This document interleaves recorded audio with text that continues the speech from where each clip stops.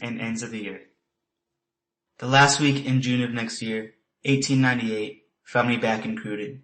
My own house was in process of building. I had purposely arranged with the builders that the fitting up and what the conveyancers call beautifyings should not be done until I should be on the spot myself next year, to be consulted about everything. Every day I went over to see the place and become familiar with it before the plans for decoration should be taken in hand. Still, there was no enjoyment in getting wet every time I went and came, or in remaining in wet clothes, so that my day was mainly spent at home. One of my first visits was to Peterhead, which seemed to be in a state of absolute activity, for the herring fishing had been good, and trade of all kinds was brisk. At the marketplace, which was half full of booths, could be had almost everything required for the needs or comfort of life, such as it can be on a fishing boat. Fruit and all sorts of summer luxuries were abundant. Being Saturday, the boats had returned early and had got their nets away to the drying grounds, and the men had been able to shave and dress tidily. The women, too, had got their dressing done early. The fish first, and themselves afterwards. For a while I wandered about aimlessly among the booths, with a sort of unsatisfaction upon me, which had of late been the prelude to many of the manifestations of power of second sight. This used to be just as if something within me was groping or searching unsuccessfully for something unknown, the satisfaction coming with the realization of the object of the search. Presently I came to an itinerant auctioneer who was dealing with a small cartload of odds and ends, evidently picked up in various places. His auction or route was on the Dutch plan, an extravagant price, according to his own idea, being placed on each article and offer decreasing in default of bidders. The auctioneer was ready with his tongue. His patter showed how well he understood the needs and ideas of the class whom he addressed. Here is the work of Reverend Robert William McAllister of Trot and Mavish in 12 volumes, while in the first and the last 4, 3 damaged by use, but still full of power in dealing with the spiritual necessities of men who go down to the great deep in ships. A sermon for every day of the year, in the Gaelic for them as has not got the English, and in good English for them as has. How much for the 12 volumes will end but 3? Not a bobby less than 9 shillin'. Goin'. Wall says 8 shillin' for the lot. 7 shillin' and no less. Goin' for 6. 5 shillin' for you, sir. Any bidder at 4 shillin'. Not a bobby less than 3 shillin'. Half a croon. Any bidder at 12 shillin'. Gone for you, sir. The 9 volumes were handed over to a grave-looking old man, the 2 shillings which he produced from a heavy canvas bag, duly pocketed by the auctioneer. Everything he had found some buyer. Even a blue book seemed to have its attraction. The oddness of some of the odd lots was occasionally amusing. When I had been round the basins of the harbor and had seen the dressings and barreling of the fish, I again came across the auctioneer in the marketplace. He had evidently been using his time well, for the car was almost empty. He was just putting up the last article, an old oak chest, which up to now he had used as a sort of table on which to display the objects for sale. An old oak chest has always had charms for me, and I was about furnishing a house. I stepped over, opened the lid, and looked in. There were some papers tossed on the bottom of it. I asked the auctioneer if the contents went with the chest, my real object being to get a look at the lock, which seemed a very old one of steel, though it was much damaged and lacked a key. I was answered with a torrent of speech in true auctioneer fashion. "Aye, good master, take the lot just as it stands, an oak and kist, hundreds of years odd, and still worthy of rest in the house place of any man who has goods to guard. It wants a key, truth to tell, but the lock is a fine odd one, and it can easy fit a key. Moreover, the contents be what they may, are yours also. See, all that is in some foreign tongue, French, I think, yellow in age, and the ink faded. Somebody's love letters, I'm thinking. Come now, young men, here's a chance. Maybe if you're not that familiar in writing your arts out to the lassies, you can get some hints for these. They can learn ye, I warrant." I was not altogether unaccustomed to auctions, so I affected a nonchalance which I did not feel. Indeed, I was unaccountably excited. It might have been that my feelings and memories had been worked up by the scene again the pier where I first had met L'Echelon McLeod, and the moving life which then environed him. I felt coming over me the strange and palpable influence or tendency which had been a part of my nature in the days immediately before the drowning of the Out-Islander.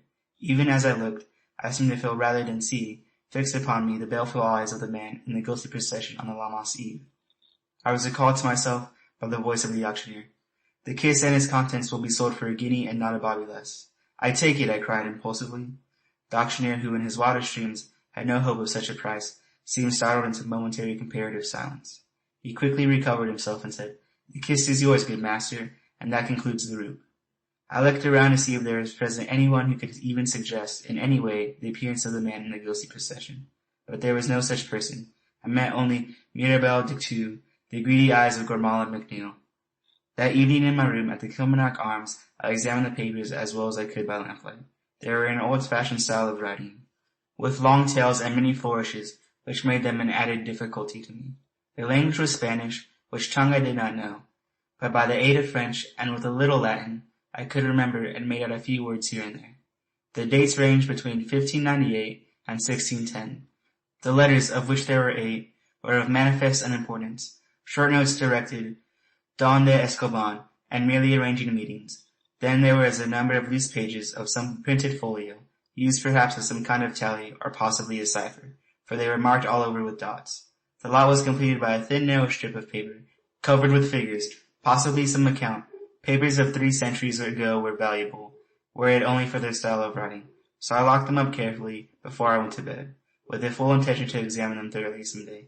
The appearance of Gormala, just at the time when I had become possessed of them, seemed to connect them in some mysterious way with the former weird experiences in which she had so prominent a part. That night I dreamed as usual, though my dreaming was of scattered and incoherent characters. Gormala's haunting presence and all that happened during the day, especially the buying of the chest with the mysterious papers, as well as what had taken place since my arrival at Cruden, was mixed up in perpetually recurring images with the beginning of my second sight and the death of Sean McLeod. Again and again and again, I saw with the eyes of memory, in fragmentary fashion, the grand form of the fisherman standing in a blaze of gold, and later fighting his way through a still sea of gold, of which the only release were the scattered piles of black rock and the pale face patched with blood. Again and again and again, the ghostly procession came up the steep path from the depths of the sea, and passed in so silent measure into St. Olaf's well.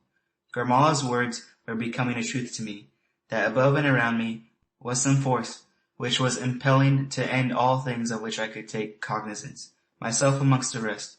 Here I stopped, suddenly arrested by the thought that it was Gormala herself who had set my mind working in this direction, and the words with which she had once warned and threatened me when after the night of the Sean's death we stood at Weinstein Point. When the word is spoken, all follows as ordained. I, though the ministers of doom, may be many and various, and know they may have to gather in one from many ages and from the furthermost ends of the earth. The next few days were delightfully fine, and life was one long enjoyment. On Monday evening there was a sunset which I shall never forget.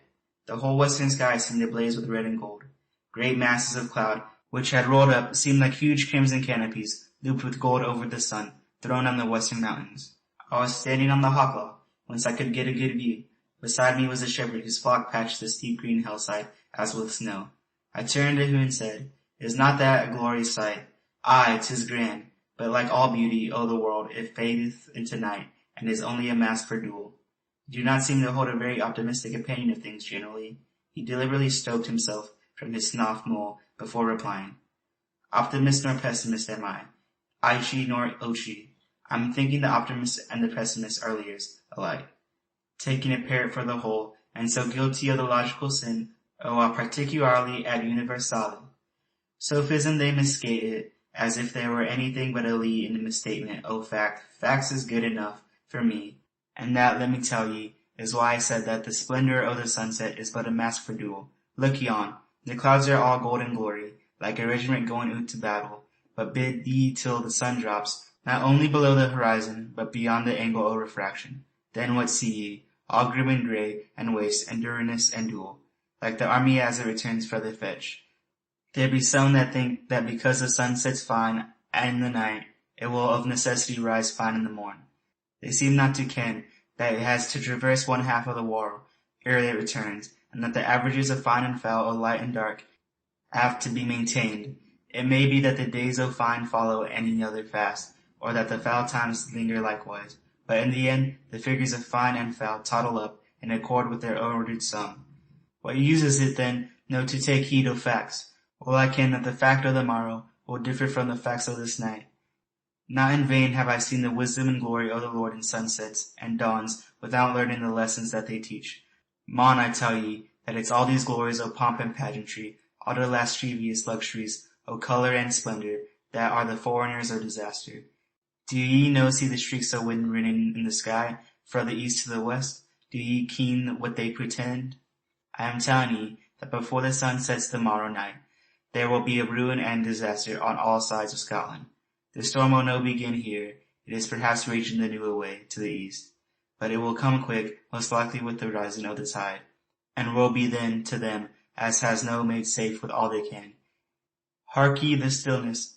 Shepherd-like, he took no account of his own sheep, whose ceaseless bleating, sounding in every note of the scale, broke the otherwise universal silence of nature. I'm thinking it's but the calm before the storm. Well, sir, I'm on gone. The yell say it's time for the homecoming. And mark ye the collie. He looks at me reproachful, as though I forgot the yells. My service to ye, sir. Good night, I answered. I hope I shall meet you again. I'm thinking to say myself, I have much enjoyed your pleasing converse. I hope it's money a crack we yet may have together. And so my philosophical egoist moved homewards, blissfully unconscious of the fact that my sole contribution to the pleasing converse was a remark that he did not seem optimistic. The whole mass of his charge moved homewards at even foot pace, the collie making frantic dashes here and there to keep his flock headed in the right direction. Presently I saw the herd pouring like a foam-white, noisy river across the narrow bridge over the water of Cruden. The next morning is fine, very hot, and of unusual stillness. Ordinarily I should have rejoiced at such a day, but the warning of the erudite and the philosophical shepherd made me mistrust. To me, the worst of the prophecy business was that it became a disturbing influence. Today, perforce, because it was fine, I had to expect that it would end badly. About noon I walked over to Whinnyfold. It being Saturday, I knew that the workmen would have gone away early, and I wanted to have the house to myself, so that I could go over it quietly and finally arrange a scheming of coloring. I remained there some hours, and then, when I had made up my mind as to things, I set off for the hotel. In those few hours the weather had changed marvelously. Busy within the doors, and thinking of something else, I had not noticed the change, which must have been gradual, however speedy. The heat had increased till it was most oppressive, and yet through it all there was now and then a cold shiver in the air, which almost made me wince. All was still, so preternaturally still, that occasional sounds seemed to strike the ear as disturbances. The screaming of the seagulls had mainly ceased, and the sound of breaking waves on rocks and shore was at variance with the silence over the sea. The sheep and cattle were so quiet that now and again the moo of a cow or the bleat of a sheep seemed strangely single. As I stood looking out seaward, there seemed to be rising a cold wind. I could not exactly feel it, but I knew it was there. As I came down the path over the beach, I thought I heard someone calling, a faint, far-away sound. At first I did not heed it, as I knew it could not be anyone calling for me. But when I found it continued, I looked round. There is at least a sufficient amount of curiosity in each of us to make us look round when there is a calling. At first I could not locate it, but then sight came to aid of sound, and I saw out on the rock 2 women waving handkerchiefs. The calling manifestly came from them. It was not good for anyone to be isolated on a rock at a time when a storm was coming up, and I knew well the rocks which these women were amongst. I hurried on as quickly as I could, for there was a good way to go to reach them. Near the south end of Cruden Bay there is a cluster of rocks which juts out from shore, something like a cock's spur. Beyond this cluster are isolated rocks, many of them invisible at high tide. These form part of a rocky system of the Skares, which spread out fan-like from the point of Whinnyfold. Amongst these rocks the sea runs at change of tide with great force. More than once when swimming there I had almost been carried away. What it was to be carried away amongst the rocks of the Skares I knew too well from the fate of the Sean McLeod. I ran as fast as I could down the steep pathway and along the boulder-strewn beach till I came to the sand crags. As I ran I could see from the quick inrush of waves, which though not much at present were gathering force every instant, that the storm which the shepherd had predicted was coming fast upon us. In such case every moment was precious. Indeed it might mean life, and so in breathless haste I scrambled over the rocks. Behind the main body of the sand crags are 2 isolated rocks, whose tops are just uncovered at high tide, but which are washed away with every wave. The near one of these is at low water, not separated from the main mass, but only joined by the narrow isthmus a few feet long, over which the first waves of the turning tide rush vigorously, for it is in the direct sweep of the flowing tide. Beyond this, some 90 or 100 feet off, and separated by a deep channel, is the outer rock, always in island form. From this spot, at low water, is the best view of the multitudinous rocks of the Skares. On all sides they rise around you as you stand, the granite seeming yellow with the washing of the sea between the lines of high and low water. Above the latter the black seaweed ceases growing.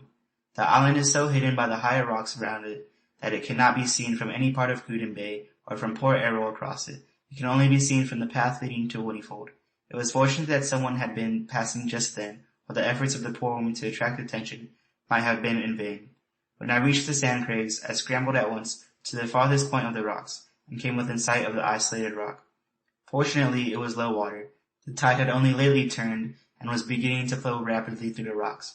When I had scrambled on the second last rock, I was only some 30 yards from the outermost one, and could see clearly the two women.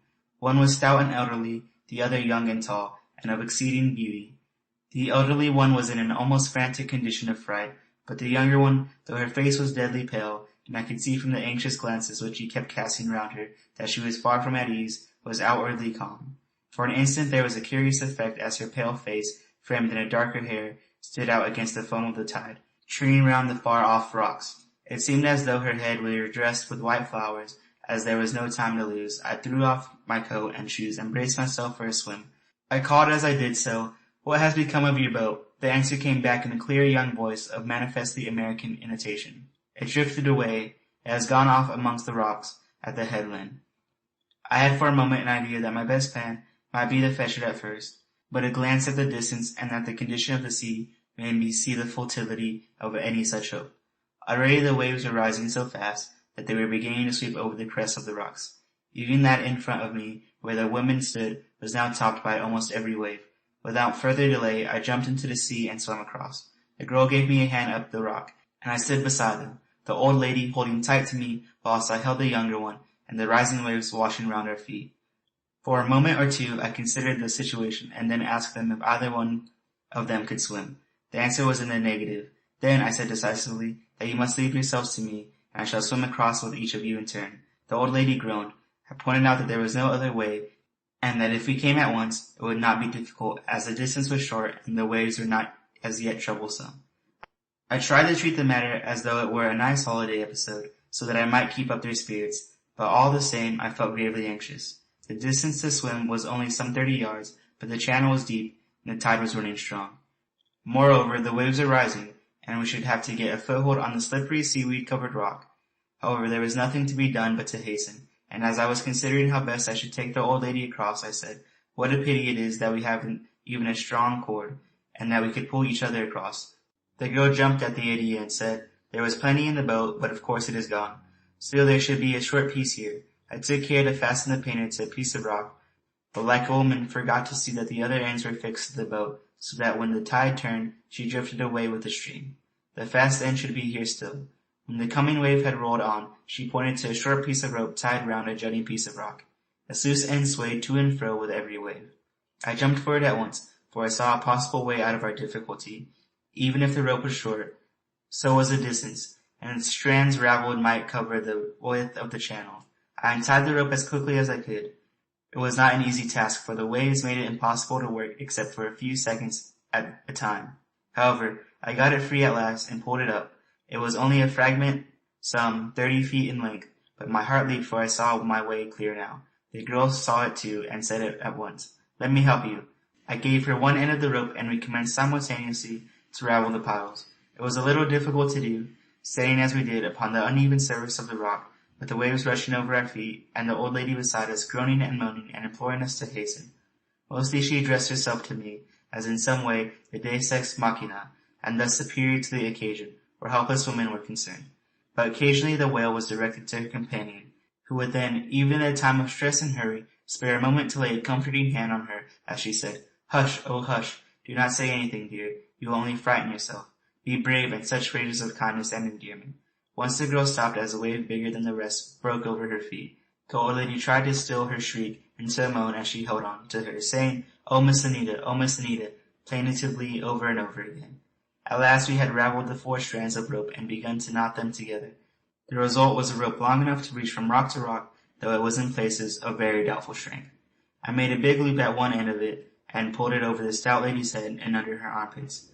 The elderly lady protested against going first, but was promptly negatived by the young lady, whose wishes on the subject were to me a foregone conclusion. I took the loose end of rope and, diving into the water, swam across to the other rock, upon the top of which I scrambled with some little trouble, for the waves, though not as yet in themselves dangerous, made difficult any movement which exposed me to their force. I signed to the old lady to slide into the sea, which, assisted by the girl, she did very pluckily. She gasped and gurgled a good deal and clutched the loop with a death grip, but I kept a steady, even strain on the rope, whose strength I mistrusted. In a few seconds she was safely across, and I was pulling her up by the hands up the rock. When she was firmly fixed, I gave her the loose end of the cord to hold and swam back with the loop.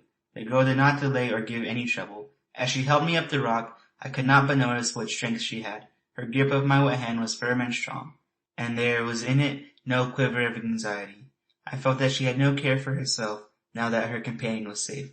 I signaled to the old lady to be ready. The girl slipped into the water, I going in at the same time and swimming beside her. The old lady pulled zealously. So absorbed was she in her work that she did not heed my warning cry not to pull too hard. She pulled as though on her strength rested the issue of life and death, with the result that before we were a third of the way across, the rope broke and she fell sitting on the rock behind her. For an instant the girl was submerged and came up grasping. In the spasmodic impulse common at such moments, she gripped me so hard round the neck that I felt we were both in danger. Before we sank, I wrenched, though with some difficulty, her hands away from me, so that when we rose, I had her at arm's length. For a few seconds I held her so that she could get her breath, and as did I, so I could hear the old lady screaming out in an agonized way, "Marjorie, Marjorie, Marjorie!" With her breath came back the girl's reasoning, and she left herself to me passively. As I held her by the shoulder, a wave sweeping over the rock took us, and in my sudden effort to hold her, I tore away the gown at her throat. It was quite evident her wits were all about her now, for she cried out suddenly, "Oh, my brooch, my brooch!" There was no time to waste and no time for questions. When a man has to swim for two in a choppy sea, and when the other one is fully clothed woman, there is little to waste on strength or effort. So I swam as I had never done before, and brought her up the rock, where the old lady helped her to scramble to her feet. When I had got my breath, I asked her about her brooch. She replied, "I would not have lost it for all in the world. It was an heirloom."